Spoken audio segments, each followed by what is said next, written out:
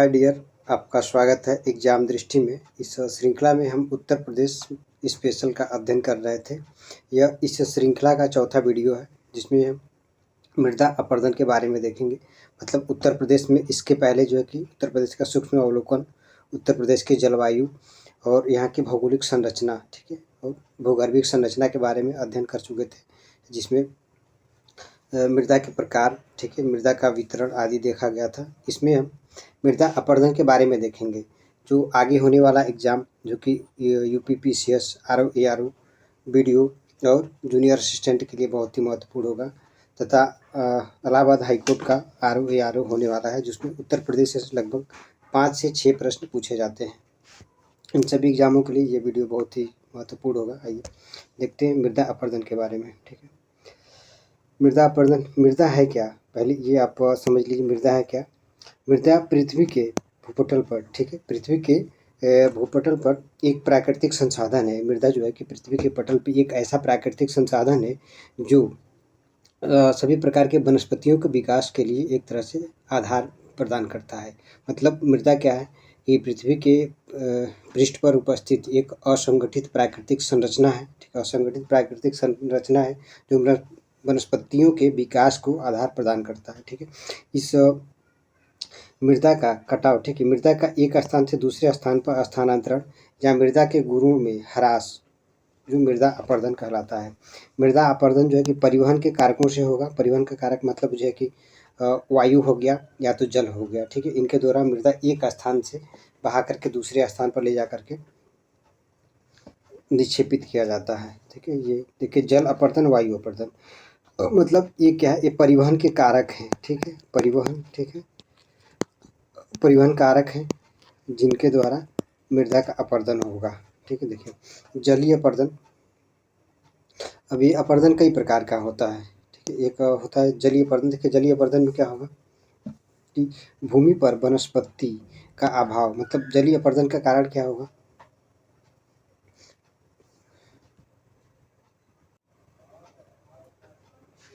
जल के द्वारा, ठीक है, जल के द्वारा मृदा का अपरदन निम्न प्रकार से हो सकता है। ठीक है, जल के द्वारा जो मृदा का अपरदन है वो निम्न प्रकार से होता है। पहला जो कि परत अपरदन, ठीक है, बूंद अपरदन, परत अपरदन, रील अपरदन और अवनलिका अपरदन। ठीक है, जल के द्वारा जो मृदा का अपरदन होता है वो निम्न कारकों से होता है। देखिए जो इसका क्रम ही है, पहले बूंद अपरदन, अभी समझते हैं बूंद अपरदन किसको कहेंगे, परत अपरदन किसको कहेंगे, रील अपरदन किसको कहेंगे। पहले बूंद अपरदन होगा,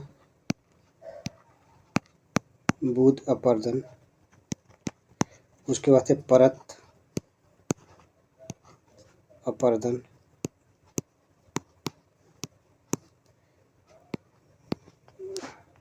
उसके बाद से रील अपरदन,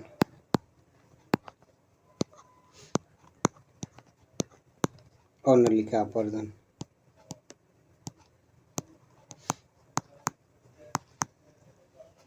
और नलिका अपरदन, ठीक है, देखिए ये जल के द्वारा, मतलब जल एक परिवहन कारक हो, ठीक है, उसके द्वारा जो मृदा का अपरदन होगा वो निम्न कारकों से होगा। ठीक है, निम्न प्रकार से होगा।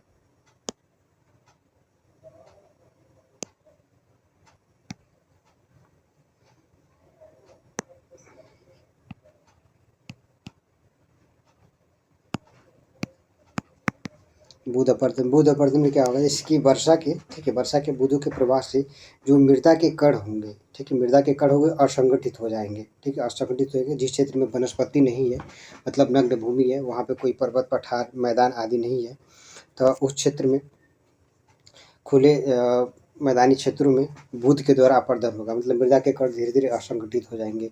जब इस मृदा के द्वारा जल ग्रहण क्षमता समाप्त हो जाएगी पूरी तरह से, मतलब जल ग्रहण क्षमता जैसे समाप्त हो जाएगी, तब मृदा परत के रूप में धीरे धीरे कटना प्रारंभ हो जाएगा। मतलब परत के रूप में कट करके एक स्थान से दूसरे स्थान पर प्रवाहित होने लगेगा। इस प्रकार के अपरदन को परत अपरदन कहते हैं। ठीक है, परत अपरदन मतलब ऊपर की जो कोमल मिट्टी है वो कट करके धीरे से धीरे बह करके दूसरी तरफ, दूसरे क्षेत्र में प्रवाहित होने लगती है।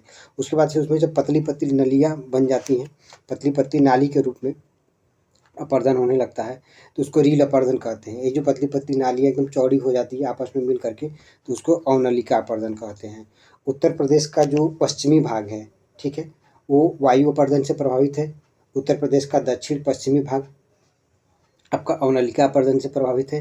और उत्तर प्रदेश का पूर्वी भाग मतलब गोरखपुर, देवरिया, बलिया आदि ये वाला क्षेत्र है आपका परत अपर्दन से प्रभावित है। ठीक है, आगे देखते हैं इसमें जलीय अपर्दन के बारे में। देखिए इसमें कुछ डिटेल कह रहा है कि भूमि पर वनस्पति अभाव, ठीक है, भूमि पर वनस्पति अभाव, ढालदार करना करके जुताई करना, ठीक है, जुताई करना, अनियंत्रित वर्षा या बाढ़ के समय खेतों की खाली रखना, ठीक है, मतलब खाली रखना, वनों की अनियंत्रित कटाई, अनियंत्रित चराई तथा भूमि की प्राकृतिक आदि जलीय अपर्दन के महत्वपूर्ण कारक है। मतलब जलीय अपर्दन के जो कौन कौन से कारक होते हैं, कौन कौन से ऐसे मानव के क्रियाकलाप हैं जो जलीय अपर्दन को प्रभावित करेगा, मतलब जल के द्वारा वायु के अपर्दन को प्रभावित करेगा, इन कारकों की बात कर रहा है। जैसे कोई भी स्थलाकृति है, उस स्थलाकृति का ढाल कैसा है, आपने जो खेत में जो कृषि कार्य किया है तो उसके जो जड़ तंत्र है उसको खेत में ही छोड़ दीजिए तो जलीय अपर्दन के प्रभाव कम हो जाएगा। या तो अनियंत्रित कटाई कर रहे हैं वनों की, या तो ढाल जो पर्वतीय क्षेत्र है अगर उसमें ढाल है, ढाल के प्रतिकूल जा कर के आप कृषि कार्य कर रहे हैं तो वहाँ पर भी जलीय अपर्दन बढ़ जाएगा। ठीक है, जलीय अपर्दन के कई रूप हैं, ठीक है, जलीय अपर्दन के कई रूप हैं। ठीक है, इसमें ये कह रहा है कि अपस्फाल अपर्दन इसको बूंद अपर्दन भी कहा जाता है। ठीक है, बूंद अपर्दन कहिए या तो अपस्फाल अपर्दन कहिए। परत अपर्दन, ठीक है, भूस्खलन क्षरण या सरिता तट अपर्दन, अवनलिका अपर्दन। ठीक है, परत अपर्दन अभी आप ऊपर समझाएं, जो मृदा का परत के रूप में कटाव होने लगता है तो परत अपर्दन करते हैं। भूस्खलन, ठीक है, परत अपर्दन का एक बृहद क्षेत्रों में या बृहद मात्रा में होने लगता है तो उसको भूस्खलन अपर्दन करते हैं। सरिता अपर्दन या तट अपर्दन, मतलब नदी के द्वारा किसी क्षेत्र में अपर्दन का कार्य किया जा रहा है तो उसको सरिता अपर्दन कहा जाता है। और नलिका अपर्दन मतलब जब पतली पतली रील जो नालियाँ होती हैं बढ़ करके एक बृहद चैनल का रूप धारण कर लेती हैं तो उसको अवनलिका अपर्दन कहा जाता है।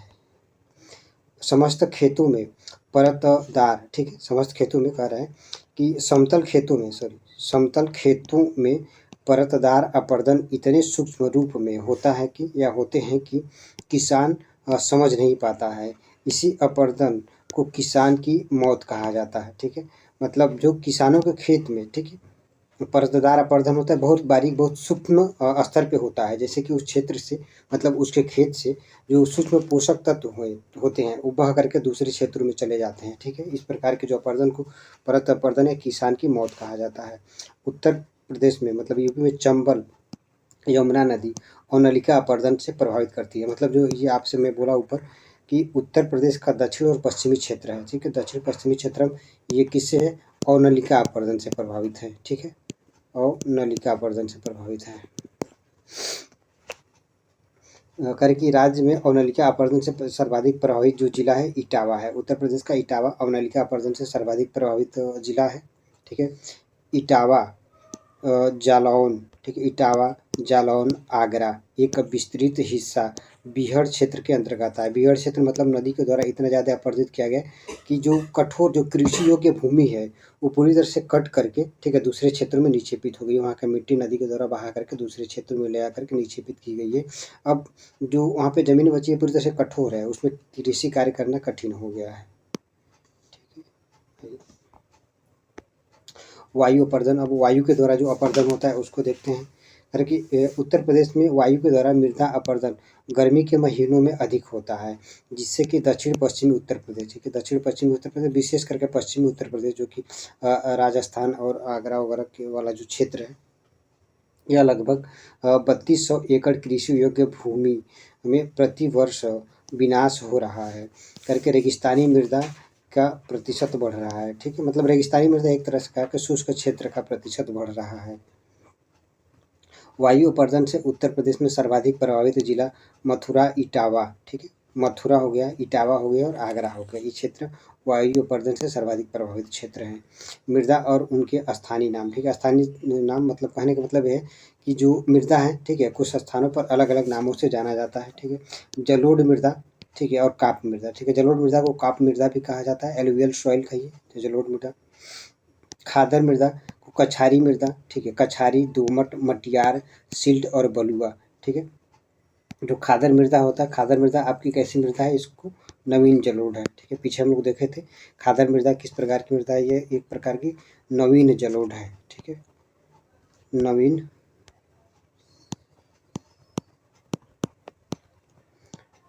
जलोढ़ मृदा है, नवीन जलोढ़ मृदा है। ठीक है, इसकी खासियत क्या है कि ये खनिज संसाधनों से समृद्ध होगा। ठीक है,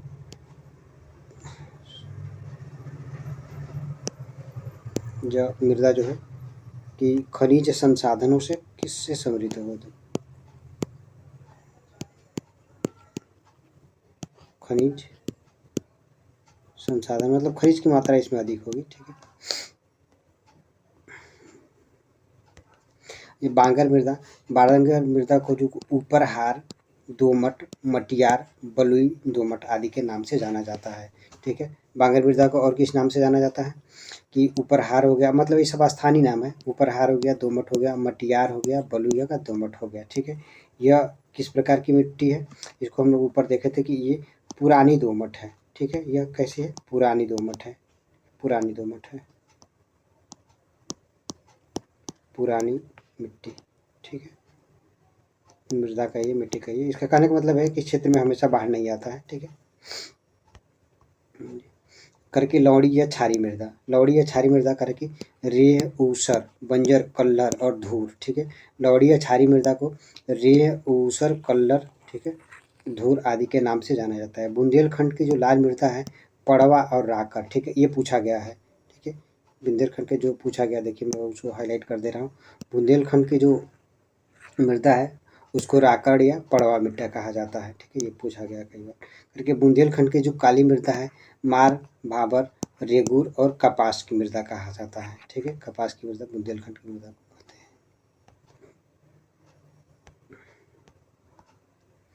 विंध्यन क्षेत्र की मृदा को भोटा अथवा मोटा, ये भी पूछा गया है। विंध्यन क्षेत्र की मृदा को क्या कहता है, भोटा कहिए या मोटा कहिए। ठीक है, इस क्षेत्र की मृदा को भोटा या मोटा मृदा कहा जाता है। वन, देखिए अब देखते हैं उत्तर प्रदेश में जो वन है। ठीक है, वन का क्षेत्रफल, वन का प्रतिशत, ठीक है, उसके बारे में थोड़ा सा यहाँ पे अध्ययन करते हैं।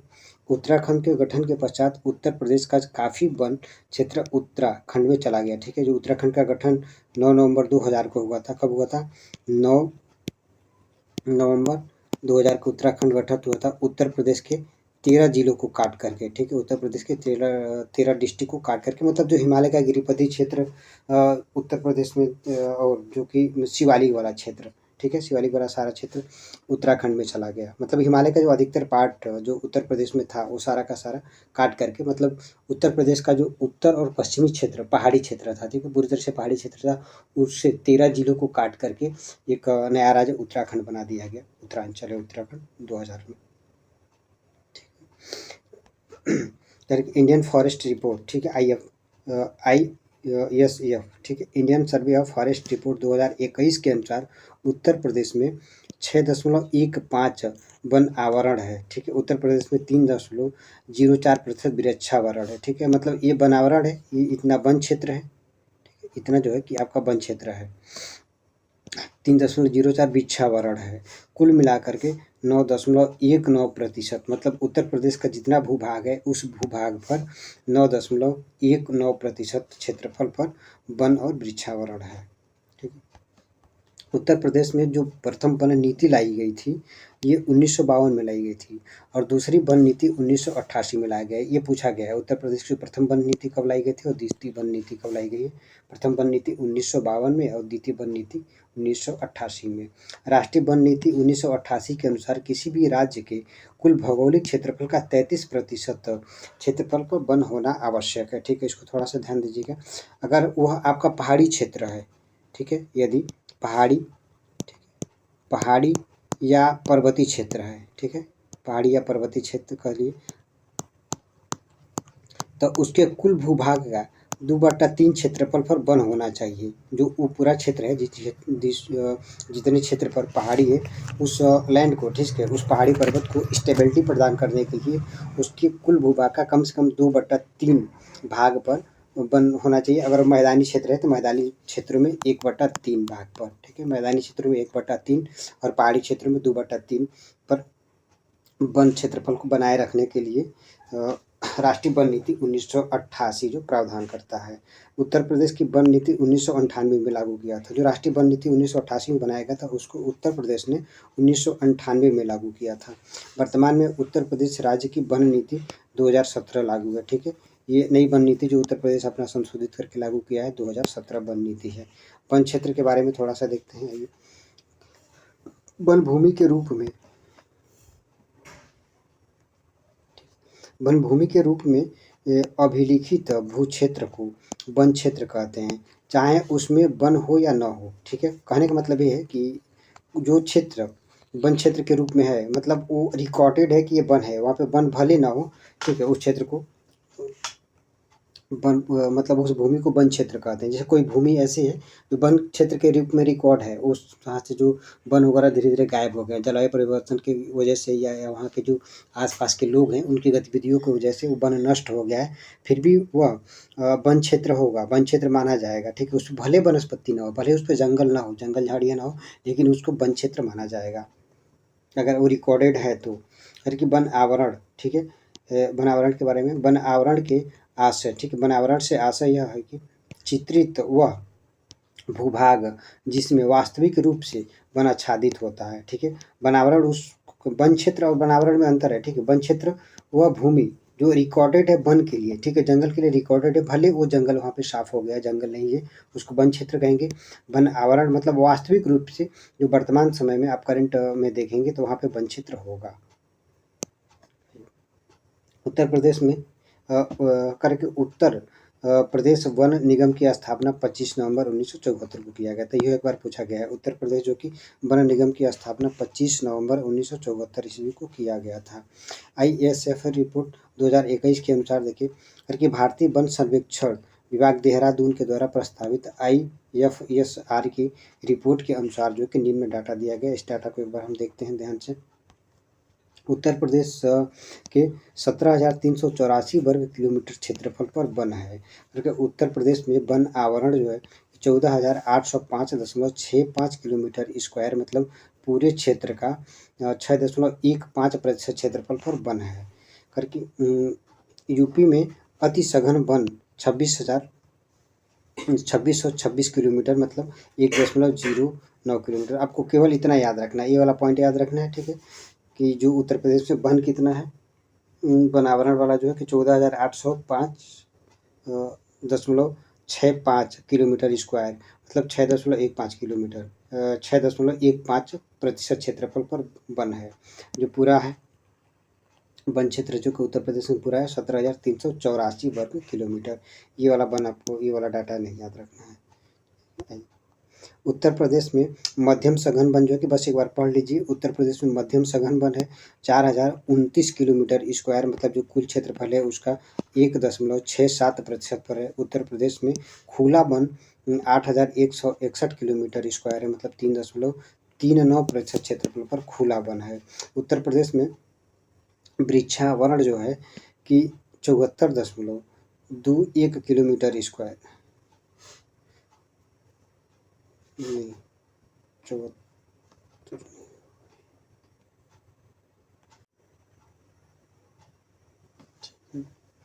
जो उत्तर प्रदेश में वृक्षावरण है, ठीक है, वृक्षावरण आपका है ये 7421 किलोमीटर स्क्वायर, मतलब कुल क्षेत्रफल का 3.04% क्षेत्रफल पर वृक्षावरण है।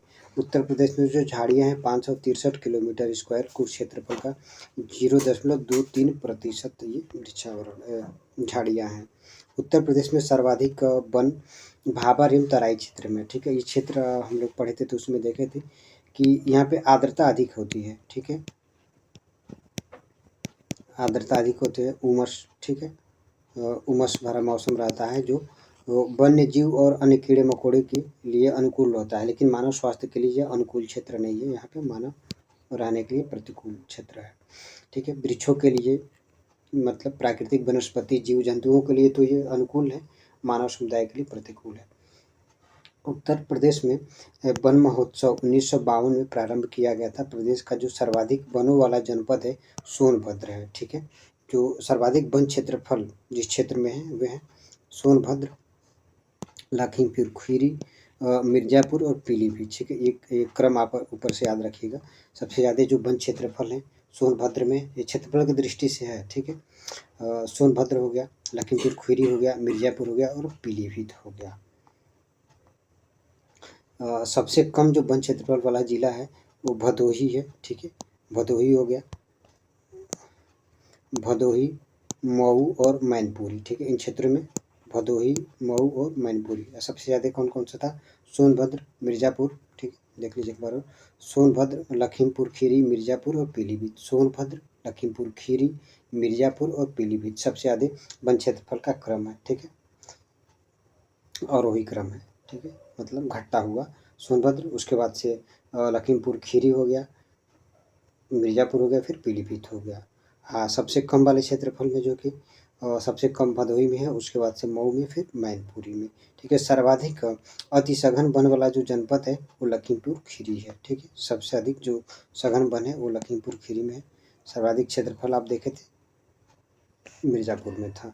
वनों का वर्गीकरण आप देखते हैं, ठीक है। वनों का वर्गीकरण आप देख लीजिए थोड़ा सा कैसे होता है। वन संसाधन जो है कि वन सघन वनस्पति वाला क्षेत्र है, ठीक है।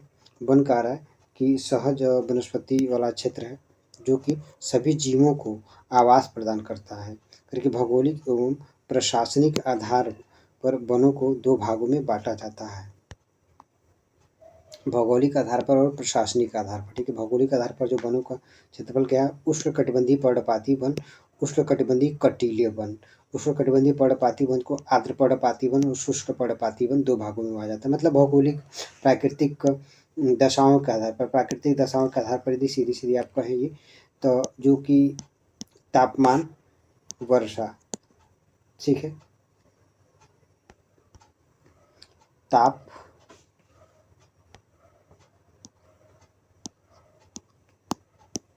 वर्षा, ठीक है, उच्चावच, ठीक है, उच्चावच आदि के आधार पर यदि किसी भी क्षेत्र में वनस्पति के विकास को प्रभावित करने वाले कारक के आधार पर वनस्पति का वर्गीकरण किया जाता है। मतलब तापमान, आर्द्रता और उच्चावच के आधार पर।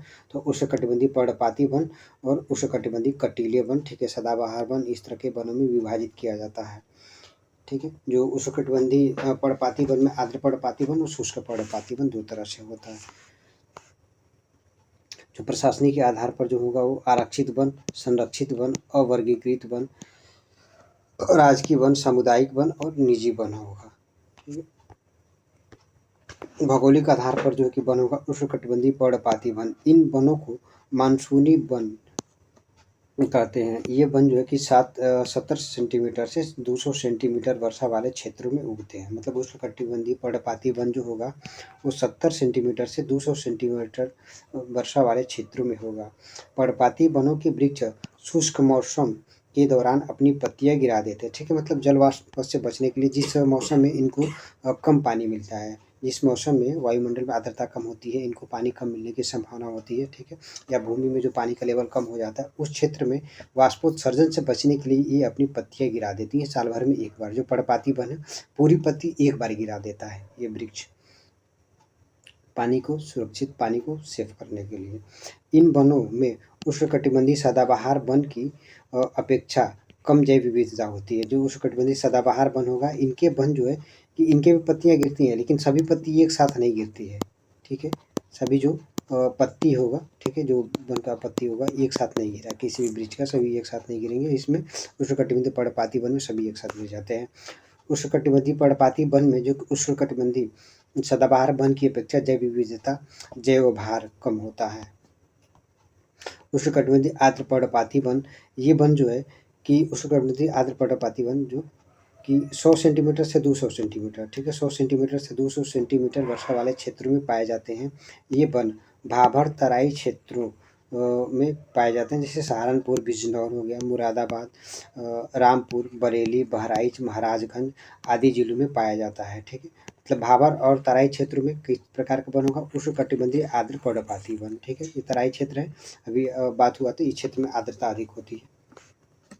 100 सेंटीमीटर से 200 सेंटीमीटर वर्षा वाले क्षेत्रों में उष्णकटिबंधीय आर्द्र पर्णपाती वन मिलता है, ठीक है। और शुष्क पर्णपाती वन कहाँ से कहाँ तक था? 70 से 200 सेंटीमीटर तक, ठीक है। देख लीजिए जो कि उष्णकटिबंधीय पर्णपाती वन, ठीक है। उष्णकटिबंधीय पर्णपाती वन जो पूरी तरह से इनका विकास होता है 70 से 200 सेंटीमीटर का। जो आर्द्र पर्णपाती वन होगा वो 100 से लेकर के 200 सेंटीमीटर होगा। कारण कि इन क्षेत्रों के जो वृक्ष होंगे, जो उष्णकटिबंधीय आर्द्र पर्णपाती वन होगा उसमें जो वृक्ष होंगे सागौन, साल, बेर, आंवला, ठीक है, आंवला, जामुन, ठीक है, ढाक आदि होगा, ठीक है। महुआ, पीपल, शीशम ये सब इसी में आ जाते हैं उष्णकटिबंधीय आर्द्र पर्णपाती वन में, ठीक है। उष्णकटिबंधीय और शुष्क पर्णपाती के बारे में देखिए, ये वन उत्तर प्रदेश में सबसे ज़्यादा विस्तृत है, ठीक है। ये वन उत्तर प्रदेश में सबसे ज़्यादा विस्तृत है। गंगा के मैदान में ये वन पाए जाते हैं, ठीक है। केवल उत्तर प्रदेश में नहीं, अगर उष्णकटिबंधीय शुष्क पर्णपाती वन की बात की जाए तो ये पूरे भारत में, ठीक है, पूरे भारत में जितने वन क्षेत्रफल पाए जाते हैं उसमें सर्वाधिक इन्हीं वनों का विस्तार है। किस प्रकार के वन का? उष्णकटिबंधीय शुष्क पर्णपाती वनों का भारत में सर्वाधिक विस्तार है। उष्णकटिबंधीय शुष्क पर्णपाती वन को एक अन्य नाम से जाना जाता है मानसूनी वन, ठीक है। उष्णकटिबंधीय शुष्क पर्णपाती वन को मानसूनी वन भी कहा जाता है। भारत में सर्वाधिक क्षेत्रफल पर विस्तार इसी वन का है, ठीक है। उत्तर प्रदेश में विकार है, उत्तर प्रदेश में जो सबसे ज़्यादा विस्तार है उष्णकटिबंधीय शुष्क पर्णपाती वन का। गंगा के मैदान में ये वन पाए जाते हैं। कौन सा वन? उष्णकटिबंधीय शुष्क पर्णपाती वन। यानी कि ये प्रदेश कुल भूमि का 32% भाग पर ये वन पाए जाते हैं। मतलब जो उत्तर प्रदेश का कुल जो वन क्षेत्रफल है उसके 32% भाग पर पाए जाएंगे। ये वन 70 सेंटीमीटर से 100 सेंटीमीटर वर्षा वाले क्षेत्र में पाए जाते हैं, ठीक है। जो आर्द्र पर्णपाती था वो 100 सेंटीमीटर से 200 सेंटीमीटर वर्षा वाले क्षेत्रों में पाया जाता था। ये जो है कि शुष्क पर्णपाती वन 70 सेंटीमीटर से 200 सेंटीमीटर वर्षा वाले क्षेत्रों में पाया जाता है। इसमें आम होगा, जामुन होगा, शीशम होगा, पीपल होगा, महुआ, नीम आदि, ठीक है। आम, जामुन, शीशम, पीपल, महुआ आदि इसमें शुष्क पर्णपाती वन में आएगा, ठीक है। आर्द्र पर्णपाती वन का एक बार और देख लीजिए, थोड़ा सा एक बार मैं यहाँ पर गलत महुआ बता दिया था इसमें, ठीक है। जो आर्द्र पर्णपाती वन होगा उसमें एक सागौन को विशेष याद रखिएगा। सागौन, साल, बेर, आंवला, जामुन, ठीक है, और ढाक, ठीक है, एक किसमें है? शुष्क आर्द्र पर्णपाती वन में। सागौन, शीशल, बेर, साल, बेर, आंवला, जामुन ये आर्द्र पर्णपाती वन में। शुष्क पर्णपाती वन में जो कि आम हो गया, महुआ, जामुन, शीशम। मुझे इसको मैं एक बार हाईलाइट कर दूँ तो आप लोग ध्यान से देखिएगा। देखिए सब आर्द्र पर्णपाती व शुष्क पर्णपाती वन वाले क्षेत्र हैं। ये आर्द्र पर्णपाती ये है।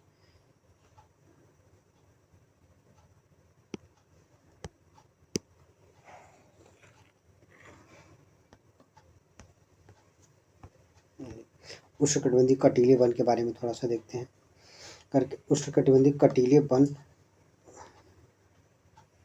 उष्णकटिबंधीय कटीले वन प्रदेश के दक्षिणी भाग में आगरा, मथुरा, झांसी, ललितपुर, जालौन, बांदा इत्यादि क्षेत्रों में पाए जाते हैं। वन 50 सेंटीमीटर से 75 सेंटीमीटर वर्षा वाले क्षेत्रों में पाए जाते हैं। वृक्ष जो कि कीकड़, ठीक है, ढाक, बबूल, चिरौंदा आदि है, ठीक है। उष्णकटिबंधीय कटीले वन में जो है कि कीकड़, ढाक, बबूल आदि आते हैं। इन वनों में वृक्षों की ऊंचाई 5 से 10 मीटर की होती है। प्रशासनिक के आधार पर जो वनों का वर्गीकरण है उसको देख लीजिए। एक होता है इसमें आरक्षित वन, ठीक है। आरक्षित वन इस प्रकार के वनों पर प्रदेश का पूर्णतः नियंत्रण होता है। इन वनों में पशुचारण व पेड़ों की कटाई करना पूर्णतः प्रतिबंधित होता है। मतलब जो आरक्षित वन होगा इसमें आप किसी भी प्रकार की आर्थिक गतिविधियां नहीं कर पाएंगे। मतलब जो किसान होंगे या आसपास जो ग्रामीण समुदाय निवासी हैं इसमें ना तो आप घास काट सकते हैं, ना पशु चारण कर सकते हैं। मतलब हर तरह से जो आर्थिक गतिविधियां होंगी इन प्रकार के वनों में प्रतिबंधित होगा। किस प्रकार के वनों में? आरक्षित वनों में। संरक्षित वन देखिए, संरक्षित वन में करके इस प्रकार के वनों पर केंद्र सरकार का नियंत्रण होता है। इन वनों में पशुचारण व पेड़ों की कटाई पर कोई प्रतिबंध नहीं होता। कोई प्रतिबंध मतलब ये नहीं होता कि आप जाइए काट करके सब ला के अपने घर रख लीजिए, ठीक है। मतलब ये होता है, संरक्षण का मतलब होता है कि आपको उसके विनाश को रोकते हुए संरक्षण का, ठीक है, संरक्षित का मतलब होता है कि किसी भी क्षेत्र में या कोई भी जो प्राकृतिक घटक है, पर्यावरण के प्राकृतिक घटक है, उसके विनाश को बचाते हुए उसका उपयोग करना, ठीक है। अवर्गीकृत वन, अवर्गीकृत वन कैसे होंगे? ऐसे वन जिनका वर्गीकरण नहीं हुआ है। अवर्गीकृत वो वन हो जिनका वर्गीकरण नहीं हुआ, ठीक है। पशुचारण, पेड़ों की कटाई आदि इसमें अनुमति होता है। राजकीय वन इन वनों का नियंत्रण एवं संरक्षण राज्य सरकार के अधीन होता है। ठीक है, राजकीय वन में क्योंकि इनमें राज्य सरकार के संरक्षण और नियंत्रण राज्य सरकार के अधीन होता है। सामुदायिक वन इस प्रकार के वन स्थानीय निकाय के नियंत्रण में होता है। ठीक है, जो सामुदायिक वन होता है स्थानीय निकाय, जैसे कि मान लो कोई ग्राम पंचायत है, ठीक है, उसके नियंत्रण में होगा। निजी वन इस प्रकार के वनों पर किसी निजी व्यक्ति का नियंत्रण होता है। निजी व्यक्ति का नियंत्रण करने का मतलब आप यदि अपने घर पे बागानी लगाए होंगे या कहीं वृक्ष लगाए होंगे, ठीक है, या आम का वृक्ष लगाए हैं, तो उस पर आपका निजी नियंत्रण होता है। जब चाहे आप उसको काटिए, जब चाहे आप उसको लगा लीजिए।